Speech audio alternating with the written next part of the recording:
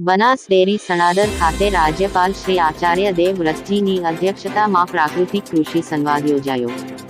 બનાસકાંઠા જિલ્લાના દિયોદરના સણાદર ખાતે આવેલી બનાસ ડેરીમાં રાજ્યપાલ શ્રી આચાર્ય દેવવ્રતજીની ગરિમામય ઉપસ્થિતિમાં પ્રાકૃતિક કૃષિ સંવાદ યોજાયો હતો। રાજ્યપાલ શ્રીએ ડેરી ખાતે આઈસ્ક્રીમ પ્લાન્ટ તથા પોટેટો પ્લાન્ટની મુલાકાત લઈ ડેરી વિશે જાણકારી મેળવી હતી। ભારતીય નવું વર્ષ ચૈત્ર માસના પ્રારંભે શુભકામનાઓ આપી રાજ્યપાલ શ્રી આચાર્ય દેવવ્રતજીએ બનાસ ડેરીમાં મોટી સંખ્યામાં આવેલા પશુપાલકો અને ખેડૂતોને પ્રાકૃતિક કૃષિ અંગે વિગતવાર માહિતી આપી પ્રાકૃતિક કૃષિ તરફ વળવા અનુરોધ કર્યો હતો। રાજ્યપાલ શ્રી આચાર્ય દેવવ્રતજીએ જણાવ્યું હતું કે આજે બનાસકાંઠા જિલ્લાના અનેક ખેડૂતો એકતા સંગઠન અને સહકારિતાના ભાવ સાથે ખૂબ પ્રગતિ કરી રહ્યા છે અને ખૂબ આવક મેળવી રહ્યા છે। તે બનાસ ડેરીના માધ્યમથી ચેરમેન શ્રી શંકરભાઈ ચૌધરીના નેતૃત્વમાં થયું છે। આજે જ્યારે દુનિયાની સૌથી મોટી સમસ્યા ગ્લોબલ વોર્મિંગ છે, જેનાથી માનવ જીવનને ખૂબ મોટું નુકસાન થઈ રહ્યું છે, ત્યારે પ્રાકૃતિક ખેતીથી તેને નિવારી શકાય છે। ન્યૂયોર્કની એક આંતરરાષ્ટ્રીય ન્યૂઝ એજન્સીના ભારતના આંધ્રપ્રદેશના સંશોધનાત્મક અહેવાલ વિશે જણાવતા રાજ્યપાલશ્રીએ જણાવ્યું હતું કે ભારે વરસાદથી ખેતરોમાં ખૂબ મોટા પ્રમાણમાં પાણી ભરાઈ રહે છે, જેના કારણે જમીન અને પાકને ખૂબ મોટું નુકસાન થાય છે। આવા સમયે પ્રાકૃતિક ખેતી કરતા ખેડૂતોના ખેતરોમાં ખૂબ જ ઓછું નુકસાન થાય છે, જ્યારે રાસાયણિક ખેતી કરતા ખેડૂતોને ખૂબ મોટા પ્રમાણમાં નુકસાન થાય છે। રાજ્યપાલ શ્રી આચાર્ય દેવવ્રતજીએ જૈવિક ખેતી અને પ્રાકૃતિક ખેતી અંગેનો ભેદ સ્પષ્ટ કરી પ્રાકૃતિક ખેતીના ફાયદા અને મહત્વ ખૂબ સરળ ભાષામાં સમજાવ્યા હતા। ડીએપી અને યુરિયા જેવા રાસાયણિક ખાતરોના વપરાશથી જમીનની ઉપરનું પડ ખૂબ સખત બની જાય છે, જેથી પાણી જમીનમાં શોષાતું નથી અને ખેતરોમાં ભરાઈ રહે છે, જેને લીધે ખેતર બંજર અને બિન ઉપજાઉ બની જાય છે। રાસાયણિક ખાતર અને જંતુનાશક દવાઓના બેફામ ઉપયોગથી કેન્સર સહિતના ગંભીર રોગોનો ખતરો રહે છે, જ્યારે પ્રાકૃતિક ખેતીથી પાણી જમીન પર ભરાઈ રહેવાને બદલે ઝડપથી શોષાઈ જાય છે અને જમીન મુલાયમ અને ફળદ્રુપ બને છે। વધુમાં તેમણે જણાવ્યું હતું કે ખેતીલાયક જમીન અને ખેતીને જો બચાવવી હશે તો દેશી ગાય આધારિત પ્રાકૃતિક ખેતી જ શ્રેષ્ઠ વિકલ્પ છે। પ્રાકૃતિક કૃષિ પદ્ધતિ અને જીવામૃત બનાવવાની રીત સમજાવી લોકોને રાસાયણિક ખાતરોનો વપરાશ છોડી તંદુરસ્ત જીવન જીવવા માટે પ્રાકૃતિક કૃષિ પદ્ધતિ અપનાવવા રાજ્યપાલશ્રીએ જણાવ્યું હતું। બનાસ ડેરીના ચેરમેન અને વિધાનસભાના અધ્યક્ષ શ્રી શંકરભાઈ ચૌધરીએ ઋષિતુલ્ય જીવન જીવતા રાજ્યપાલ શ્રી આચાર્ય દેવવ્રતજીનું સ્વાગત કરતા જણાવ્યું હતું કે તેમણે ગામે ગામ પહોંચીને ગાય આધારિત પ્રાકૃતિક ખેતી થકી માનવ જીવનને સુરક્ષિત કરવાના અભિયાન સાથે જીવન પરિવર્તનનું મોટું કાર્ય કર્યું છે। અધ્યક્ષશ્રીએ જણાવ્યું હતું કે પ્રાકૃતિક કૃષિથી ખેડૂતોને ખૂબ ફાયદો થશે અને નાગરિકોને ઝેરમુક્ત ખોરાક મળી રહેશે। આપણે સૌ બનાસકાંઠા વાસીઓ ભેગા મળીને આ કાર્યને આગળ લઈ જઈએ, પ્રાકૃતિક કૃષિને વેગ મળે એ હેતુથી પ્રાકૃતિક ખોરાકનું બ્રાન્ડિંગ બનાસ ડેરીના માધ્યમથી કરવામાં આવે છે। આજે બનાસ ડેરીના માધ્યમથી 1 કરોડ કરતાં વધુ વૃક્ષો વાવીને બનાસની ધરતી પર વૃક્ષોનું વાવેતર અને જતન કરવામાં આવે છે।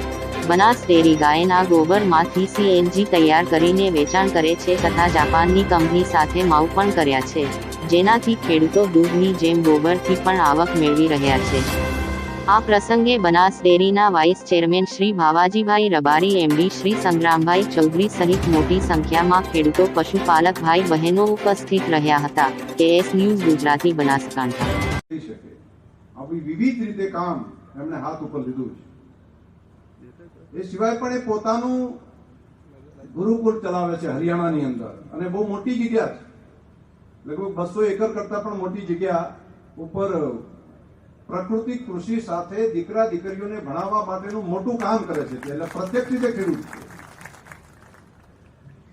તો એમના જીવનનો અનુભવ પણ આપણને કામ આવે, અને બનાસકાંઠા જિલ્લાની અંદર આપણે ભેગા મળીને આ કામને આગળ લઈ જઈએ।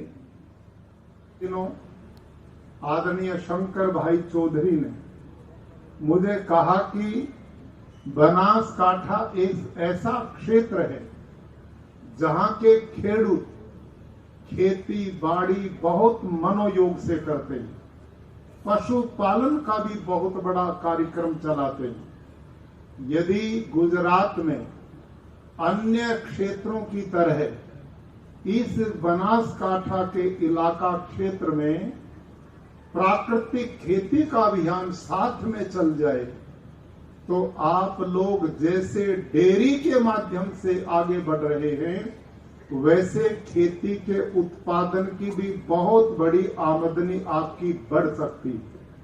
और आमदनी ही नहीं बढ़ सकती, अपितु प्राकृतिक खेती, खेडूत भाइयों, एक खेती ही नहीं है।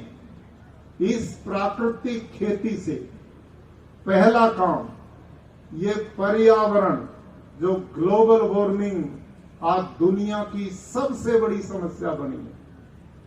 आप गांव में रहते हैं, खेती बाड़ी में बहुत व्यस्त रहते हैं, शायद आपको इसकी इतनी जानकारी ना हो, लेकिन इस सम्मेलन में आपको इसकी जानकारी जरूर मिलनी चाहिए।